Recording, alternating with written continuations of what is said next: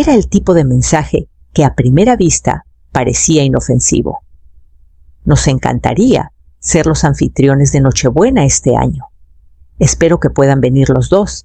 Isabel, me quedé mirándolo más tiempo del necesario, releyendo cada palabra, como si pudiera haber algún significado oculto. Y lo había. Isabel Torres no hacía nada sin un propósito. En los 6 años que Mateo y yo llevábamos de casados, ella nunca, ni una sola vez, se había ofrecido a recibirnos. Ni para Nochebuena, ni para un desayuno, ni siquiera para un café. De hecho, estaba bastante segura de que solo guardaba mi número para saber cuándo no contestar. Mateo echó un vistazo por encima de mi hombro. Está intentándolo. Quizás este año sea diferente. Sonaba tan esperanzado como un niño que sigue esperando la aprobación de su madre, incluso después de tanto tiempo. Esa esperanza hacía difícil decir que no. Claro, dije, guardando el teléfono de nuevo en el bolsillo de mi abrigo. ¿Por qué no él? Sonrió radiante, atrayéndome hacia un abrazo. Va a estar bien. Ya verás. Pero yo no estaba tan segura. Isabel siempre me había mantenido a raya, suficientemente educada en público, fría y condescendiente en privado. Dejaba claro de formas sutiles y no tan sutiles que yo no me había ganado mi lugar en la familia Torres, no sin nietos. Aún así, horneé mi mejor pay de nuez, lo envolví doblemente y lo coloqué en el asiento trasero mientras conducíamos hacia el centro histórico de Guadalajara. La casona de los Torres se erguía como una fotografía, columnas blancas, escalones de ladrillo, un columpio en el porche que nadie usaba. Parecía cálida, acogedora. Una mentira hecha arquitectura. Cuando entramos al sendero de coches, Mateo me apretó la mano. Simplemente disfrutemos hoy. ¿De acuerdo? Asentí y le sonreí. Mantendría la paz por Mateo. Pero por dentro ya sentía esa tensión silenciosa en mis costillas, la que me decía que no iba a una reunión familiar. Iba a entrar a una prueba, e Isabel Torres siempre calificaba con una vara que solo ella entendía. Isabel abrió la puerta con su estilo habitual, el labial impecable, las perlas brillando contra su blusa color vino, los brazos ya extendidos hacia Mateo. Mi niño exclamó, atrayéndolo a un abrazo que duró varios segundos de más. «Te ves maravilloso, mi amor. ¿Has bajado de peso?» «Solo he estado andando más en bici», rió Mateo. Ella sonrió radiante. «Claro que sí. Siempre tan disciplinado». Sus ojos me pasaron de largo con una mirada tan breve que apenas calificaba como reconocimiento. Mariana dijo en un tono seco: «Trajiste postre, qué considerada». Le ofrecí el pay que había pasado 4 horas horneando. Pay de nuez, el favorito de Mateo. «Ah», dijo tomándolo sin realmente mirarlo. «Lo pondré en la cocina con los otros». Antes de que pudiera entrar, ya se había ido llamando a Laura y Lucas en la sala. Mateo la siguió sin dudar. Me detuve en el umbral todavía con mi abrigo en la mano. La casa de los Torres bullía de conversación y risas. Laura estaba sentada en el brazo del sofá. Sus hijos correteaban en círculos muertos de risa. Lucas estaba cerca de la chimenea con su nueva novia, susurrándole algo que la hizo reír. Todos parecían cómodos. En casa, yo estaba allí como alguien que se había metido en la casa equivocada. «Ay, Mariana, tía Patricia apareció de la nada con una copa de vino tinto ya en la mano, todavía sin pancita por lo que veo». Sonreí tensamente. «¿Y usted?» «Todavía sin filtro por lo que veo». Ella rió como si hubiera contado un chiste. «Ay, no me hagas caso. Es solo que ustedes dos harían bebés tan hermosos. Isabel dice que está rezando por un milagro para esta Navidad». Me mordí el interior de la mejilla. «Agradecemos las oraciones». Crucé la mirada con Mateo desde el otro lado de la habitación. Él sonrió distraído, charlando con Laura sobre algún recuerdo de la infancia del que yo no formaba parte. Se veía tan a gusto allí, como si nadie acabara de darme una cachetada con guante blanco envuelta en alegría festiva. Me quité el abrigo y lo colgué cuidadosamente en el perchero. Mis tacones resonaron suavemente mientras pasaba por la sala invisible como siempre. Por el bien de Mateo me recordé: solo hay que sobrevivir el día, sonreír, asentir y aguantar. El comedor parecía sacado de una revista. Isabel había puesto la mesa con su mejor vajilla porcelana blanca, con bordes dorados, servilletas de lino dobladas, pequeñas tarjetas con los nombres escritas con su caligrafía elegante, un centro de mesa con hojas de otoño y calabacitas adornaba la mesa parpadeando con velas pequeñas. Por un momento casi me creí la ilusión. Entonces lo vi. Al extremo de la mesa donde estaba mi tarjeta no había vajilla con borde dorado, ni tenedor ni cuchillo de plata. En su lugar, un tenedor de plástico rosa para bebé descansaba pulcramente junto a un plato de melamina con dibujitos animados, del tipo que encontrarías en la lonchera de un niño pequeño. Lo miré fijamente, atónita. «Ah, qué bien», dijo Isabel, entrando elegantemente a la habitación detrás de mí. «Encontraste tu lugar». Sonrió dulcemente, demasiado dulcemente. Luego se inclinó un poco. «Ya que no lo vas a usar para darle de comer a un bebé, bien podrías usarlo tú». Sentí que me ardían las mejillas, pero no hablé. Se giró y llamó hacia la cocina. «Laura, ¿podrías traer el puré de camote?» Detrás de mí oí pasos y risas mientras los demás comenzaban a entrar. Me quedé quieta, mis dedos congelados alrededor del respaldo de mi silla. El insulto resonaba más fuerte que cualquier grito. No era el plato, era lo que representaba: el juicio, la crueldad disfrazada de tradición. Mateo entró a media frase riéndose de algo que Lucas había dicho. Cuando llegó a nuestro extremo de la mesa, su sonrisa vaciló. «¿Qué es esto?», preguntó, señalando el plato rosa. Isabel respondió por mí. «Solo una bromita. Mariana tiene tanto sentido del humor». No la miré a los ojos. «Está bien», murmuré, pero no lo estaba. Era calculado, preciso, como todo lo que hacía Isabel, y ahora toda la familia se sentaría a comer mientras yo cortaba el pavo con un tenedor de bebé, fingiendo que no significaba lo que todos sabíamos que significaba. Retiré mi silla y me senté lentamente, con cuidado, como si me estuviera bajando a un pozo revestido de vidrio. Mantuve las manos en mi regazo, los labios apretados. Que pensara que había ganado esta ronda.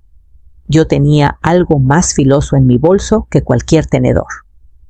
La cocina estaba vacía cuando me deslicé dentro, el ruido de la familia amortiguado detrás de mí. Me apoyé en la encimera, mirando el borde del tenedor de bebé que había dejado discretamente allí, lejos de mi plato. Mateo me siguió un minuto después, cerrando la puerta suavemente detrás de él. «¿Por qué no dijiste nada allá afuera?», pregunté en voz baja. De repente pareció cansado. No quería armar un escándalo. «No antes de la cena. Ella ya lo armó», dije señalando el tenedor. Y todos lo vieron. Mateo lo recogió con cuidado. Lo giró en su mano. Yo no sabía que haría esto. Te lo juro». Metí la mano en mi bolso y sentí el sobre el papel grueso rozando mis dedos. Por un segundo casi lo saco. Pero todavía no. No mientras Mateo todavía pareciera atrapado entre el amor y la lealtad, entre la mujer que lo crió y aquella a la que prometió proteger. «No puedo seguir haciendo esto», dije, sonriendo mientras ella me humilla. «Hablaré con ella», ofreció débilmente. «No, yo lo haré». Encontré a Isabel en el pasillo arreglando un jarrón de crisantemos naranjas. ¿Se suponía que el tenedor de bebé era gracioso?, pregunté en voz baja. Ella no levantó la vista. «Tú tomaste tus decisiones, Mariana. Elegiste tu carrera, tus tiempos. Mateo merece una familia, Estamos intentando, dije con la mandíbula apretada. Intentar no es lo mismo que lograr, dijo su tono frío como el mármol. Y francamente, estoy cansada de fingir que no has sido egoísta. Parpadeé atónita. Pero ella ya me había dado la espalda y se había alejado, sus tacones resonando suavemente como signos de puntuación. La cena comenzó con el coro habitual de copas tintineando y conversación educada. Se pasaron los platos, las risas flotaban a la luz de las velas, y por un breve momento me pregunté si podría pasar la comida sin incidentes. Quizás Isabel dejaría que el insulto se mantuviera por sí solo, satisfecha de que me lo hubiera tragado en silencio. Pero por supuesto no pudo evitarlo. A mitad del pavo, se estiró sobre la mesa para rellenar la copa de vino de Mateo, y dijo lo suficientemente alto para que todos oyeran saben. Cuando Laura esperaba a su segundo hijo, yo ya estaba eligiendo el papel tapiz para el cuarto del bebé. Fueron tiempos tan especiales. Se volvió hacia mí con una sonrisa brillante. Imagino que es difícil identificarse. La mesa se aquietó solo un poco. Un tenedor se detuvo en el aire. Incluso los niños se callaron, observando a los adultos con ese instinto escalofriante que tienen los niños cuando algo filoso estaba a punto de suceder. Dejé mi servilleta. Mateo me miró sus ojos inquisitivos. Le di un pequeño asentimiento y luego busqué mi bolso. La sonrisa de Isabel vaciló. Creo, dije sacando el sobre, que es hora de aclarar algo. Mariana, dijo Mateo suavemente, poniendo una mano sobre la mía. Luego, dirigiéndose a su madre, es hora, mamá. Isabel entrecerró los ojos. ¿Qué estás haciendo? Este es el informe de fertilidad que recibimos el año pasado. No queríamos hacerlo público, pero ya que mi vientre es el tema favorito de conversación en estas fiestas, pensé que la verdad finalmente sería apropiada. Su rostro se tensó. Este no es el lugar. Sí lo es, interrumpí, porque cada lugar que has elegido para avergonzarme ha sido público. Así que aquí estamos. Abrí el sobre, saqué los papeles. Mateo tiene una condición llamada azoospermia. Significa que no produce espermatozoides. Ninguno. Hemos estado explorando opciones, asistiendo a citas, llevando nuestro duelo en privado, mientras tú me has estado dando test para la fertilidad y tenedores de bebé. La mano de Isabel tembló ligeramente alrededor de su copa de vino. Yo no estoy rota, Isabel, dije mirándola a los ojos. ¿Y tu hijo tampoco? Cayó el silencio. Laura miró fijamente su plato. Tía Patricia parpadeó rápidamente, claramente, calculando cómo desaparecer en la silla. Mateo tomó mi mano de nuevo. No te lo dijimos porque no confiábamos en que lo manejarías con amor, y resulta que teníamos razón. Isabel abrió la boca, luego la cerró. El sobre permaneció sobre la mesa silencioso, innegable, y finalmente más ruidoso que todos sus juicios. Isabel parpadeó ante los papeles como si estuvieran escritos en un idioma extranjero. Su boca, perfectamente pintada, se abrió y luego se cerró. Al otro lado de la mesa, Laura parecía atónita. La novia de Lucas se removió incómoda en su asiento, de repente muy interesada en su puré de camote. No entiendo, dijo Isabel, finalmente su voz quebradiza. Mateo, nuestra familia nunca ha tenido estos problemas.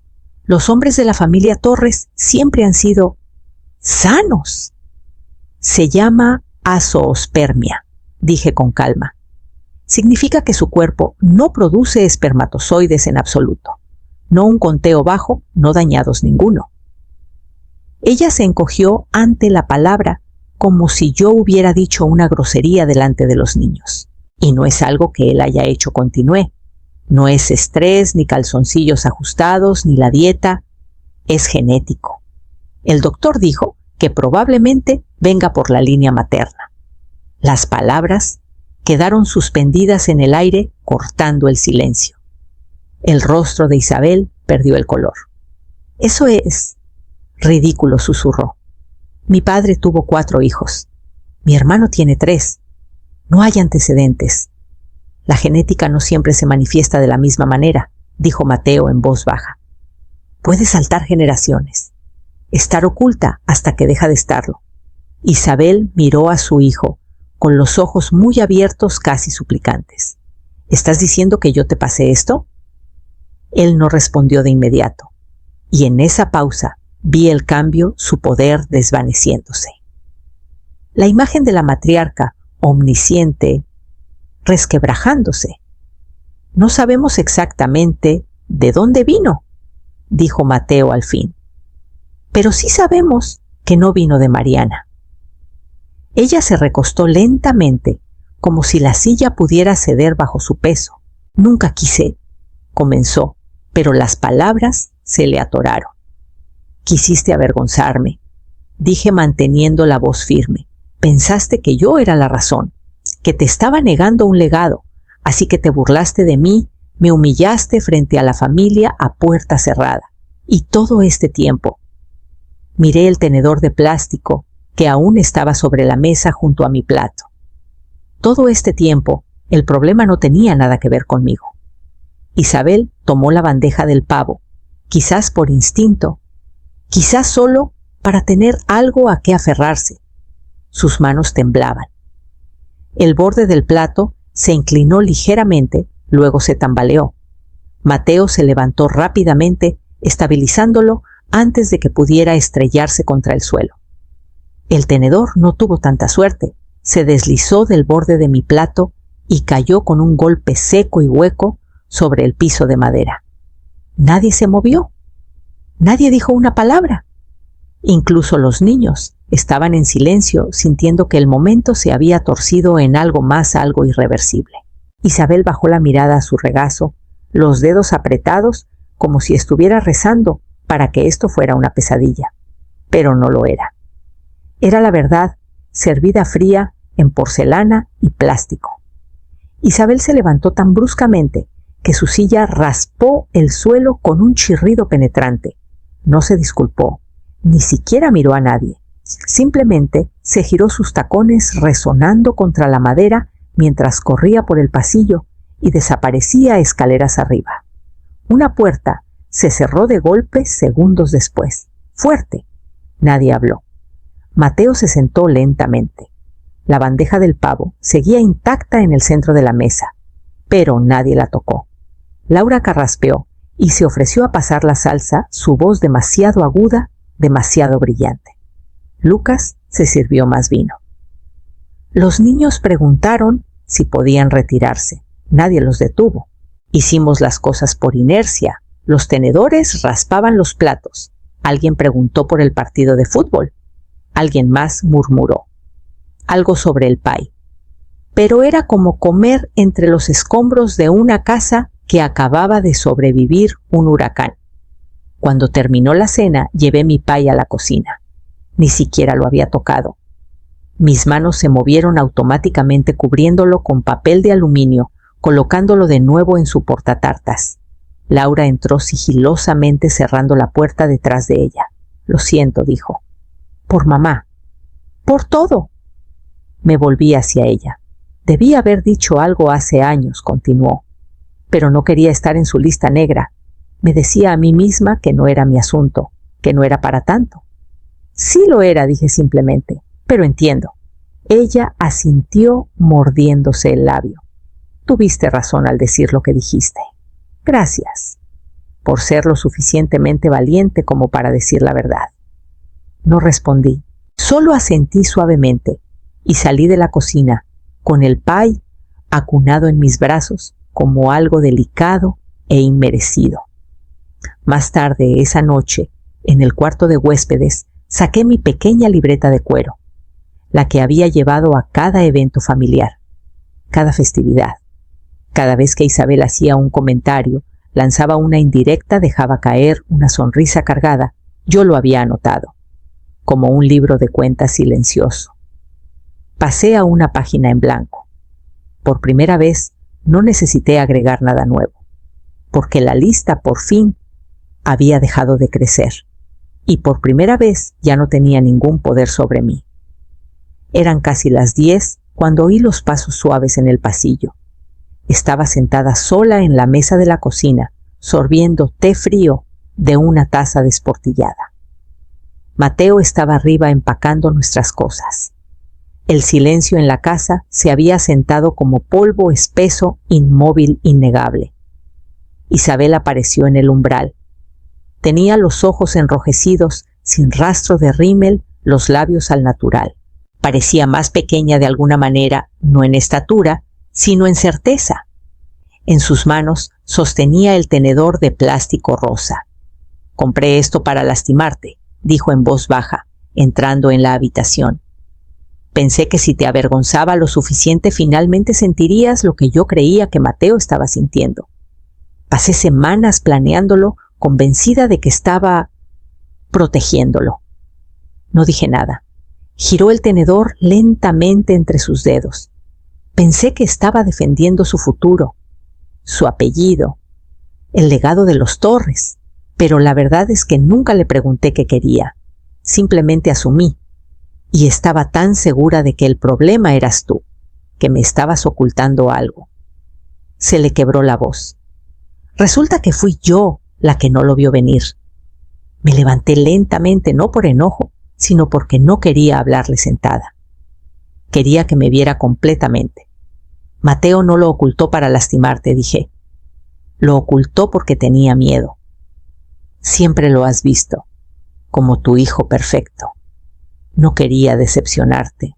El rostro de Isabel se descompuso y lo hice sentir avergonzado de algo que no podía controlar. Nos hiciste sentir así a los dos, dije con suavidad. Pero la vergüenza solo sobrevive en el silencio. Eso fue lo que se terminó esta noche. Miró el tenedor, por última vez, luego lo dejó suavemente sobre la encimera como si fuera de cristal. No merezco el perdón. No te lo estoy ofreciendo, respondí. Todavía no. Pero sí te ofrezco espacio, para que puedas mejorar. Ella asintió lentamente, las lágrimas resbalando silenciosamente por sus mejillas. Estuvimos allí de pie durante mucho tiempo, sin gritos, sin un final dramático, solo dos mujeres en una cocina silenciosa donde algo terrible finalmente había sido nombrado y dejado atrás. A la mañana siguiente, el aire en la casa de los Torres se sentía diferente. No más ligero, solo quieto, como si algo finalmente hubiera dejado de vibrar bajo la superficie. Encontré a Isabel sentada en el porche trasero, envuelta en un chal sorbiendo café. No se inmutó cuando me uní a ella. Simplemente me entregó una segunda taza ya preparada, como a mí me gustaba. Era la primera vez que acertaba. Busqué sobre azospermia anoche, dijo en voz baja, y sobre FIV, y opciones de donantes. Todavía no sé mucho, pero estoy leyendo. Parpadeé sin saber si agradecerle o prepararme para algo más. No puedo deshacer lo que dije, continuó. Pero si me dejas, me gustaría ser parte de lo que venga después, sea cual sea la forma que tome. Asentí lentamente. Estamos considerando la FIV con un donante. Quizás la adopción, si eso no funciona. Nada es seguro. Ella no respondió con optimismo forzado ni lástima, solo un silencioso. Cualquier camino que elijan, me gustaría apoyarlo, sin más condiciones, sin más reliquias familiares usadas como moneda de cambio por nietos. Fue lo primero real que me había dicho. Mateo salió entonces, uniéndose a nosotros con los brazos cruzados. Miró entre nosotras, luego a su madre. Seguiremos adelante, dijo con suavidad pero con límites. Las cosas tienen que ser diferentes. Isabel asintió, sin rastro de discusión en sus ojos. Lo serán. Y por primera vez le creí. No porque dijera las palabras correctas, sino porque por una vez no intentó arreglarlo. Solo escuchó, manteniendo en silencio, un espacio donde antes vivía el control. Tomamos café en silencio del tipo que finalmente se sentía como paz, no como castigo. 2 meses después, Isabel estaba sentada a mi lado en la sala de espera del Centro de Fertilidad Esperanza, hojeando una revista para padres con una especie de quietud concentrada que no le había visto antes. No merodeaba, no curioseaba, solo estaba sentada allí callada y presente como alguien que finalmente aprende la forma de la paciencia. Cuando llamaron mi nombre, me apretó la mano. Pase lo que pase hoy, estoy orgullosa de ustedes dos. Después de la consulta, mientras Mateo programaba las citas de seguimiento con la enfermera Isabel, me entregó una pequeña bolsa de regalo envuelta en papel de estraza. Algo que quería que tuvieras. La abrí lentamente.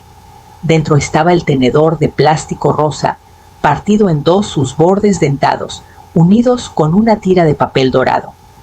En el fondo de la bolsa había una nota doblada, escrita con su elegante caligrafía. El amor no se condiciona. Isabel, miré el tenedor roto, luego la miré a ella. Casi lo tiro, dijo en voz baja. Pero luego me di cuenta, no podemos reescribir el pasado, solo aprender de él. Asentí con un nudo en la garganta. Además agregó con una leve sonrisa, he decidido dividir las reliquias familiares equitativamente entre todos los hijos. Se acabó el sistema de recompensas basado en quién me da nietos. El amor no funciona así.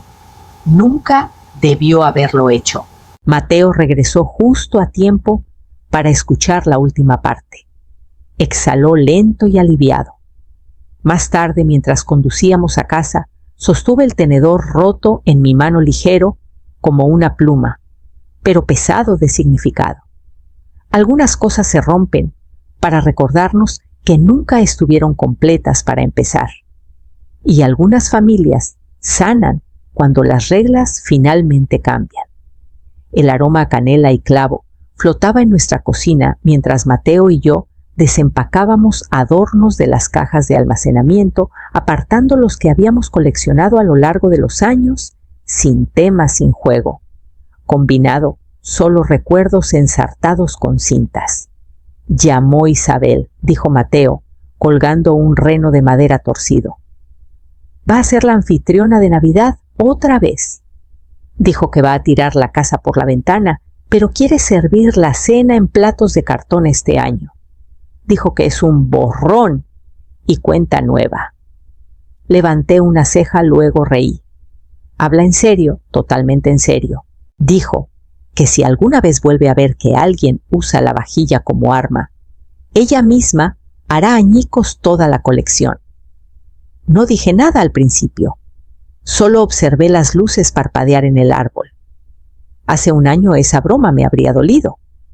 Ahora se sentía como un progreso. Caminé hacia mi escritorio y abrí el cajón donde guardaba el tenedor roto, ahora sellado en una cajita con frente de cristal.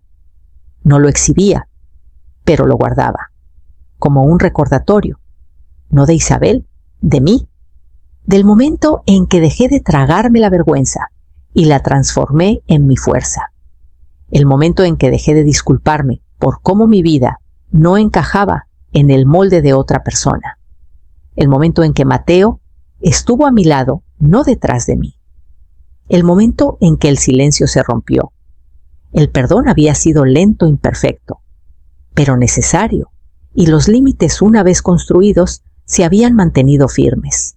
Cuando llegó la mañana de Navidad, Isabel llegó con turrón de chocolate y menta, un pijama de franela nuevo para mí y una pila de resistentes platos de cartón rojos, sin favoritos, sin condiciones, solo familia. Estaba junto a la ventana esa noche, sorbiendo sidra, viendo cómo la nieve comenzaba a caer en copos suaves y vacilantes. Mateo me rodeó la cintura con el brazo y me besó la sien. ¿Estás bien?, preguntó. Asentí.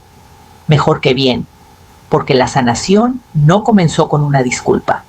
Comenzó en el momento en que decidí no quedarme callada.